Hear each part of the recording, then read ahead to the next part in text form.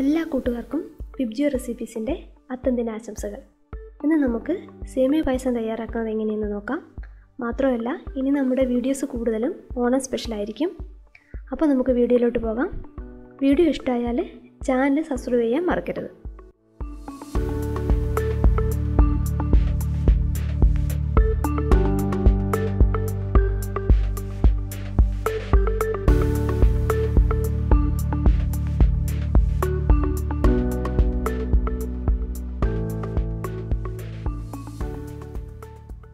പായസം തയ്യാറാക്കുന്നതിനായിട്ട് ഞാനിവിടെ 150 ഗ്രാം സേമിയ എടുത്തിട്ടുണ്ട്. അത് വറുത്ത് വെച്ച സേമിയയാണ്.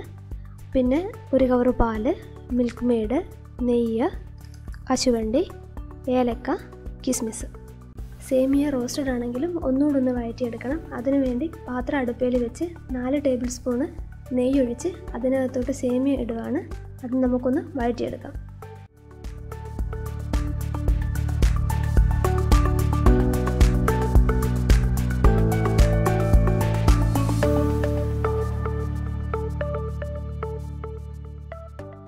സേമിയ റോസ്റ്റ് ആയിട്ടുണ്ട്.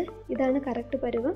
ഇനി നമുക്ക് സേമിയ വേവിച്ചെടുക്കണം. സേമിയ വേവിച്ചെടുക്കാൻ ഇവിടെ ചൂടുവെള്ളമാണ് ഉപയോഗിക്കുന്നത്.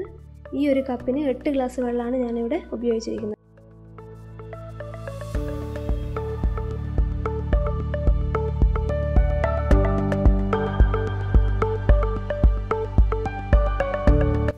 സേമിയ ഒരുവിധം വെന്ത് വന്നിട്ടുണ്ട്.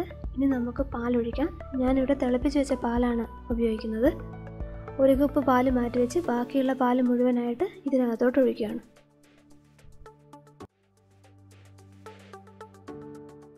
പാല് സേമിയയായിട്ട് നന്നായിട്ട് കുറുകി വരുന്നത് വരെ നന്നായിട്ടൊന്ന് തിളപ്പിക്കുക.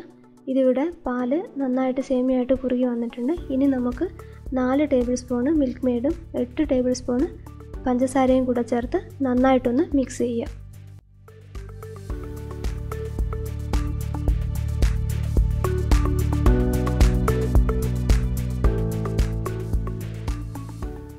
സേമിയ നന്നായിട്ട് പാകമായിട്ട് വന്നിട്ടുണ്ട്. ഇനി നമുക്ക് നേരത്തെ എടുത്ത് വെച്ചേക്കുന്ന ആ 1 കപ്പ് പാല് ചേർക്കാം. എന്നിട്ട് നന്നായിട്ടൊന്ന് യോജിപ്പിക്കുക. സേമിയ പാകമായി വന്നിട്ടുണ്ട്.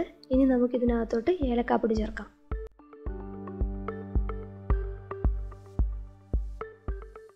സേമിയ പായസം റെഡിയായി വന്നിട്ടുണ്ട്. ഇനി നമുക്ക് അണ്ടിപ്പരിപ്പും കിസ്മിസും നെയ്യിൽ വറുത്തെടുത്ത് പായസത്തിലോട്ട് ചേർക്കാം.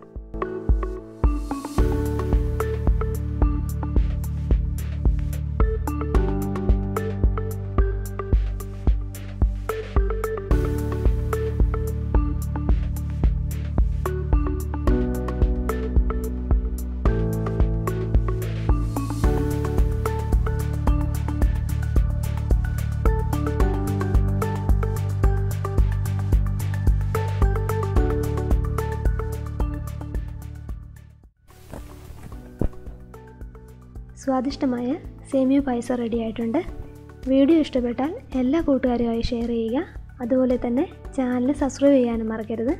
ഓണം സ്പെഷ്യൽ റെസിപ്പിയുമായി ഇനി അടുത്ത വീഡിയോയിൽ കാണാം. താങ്ക്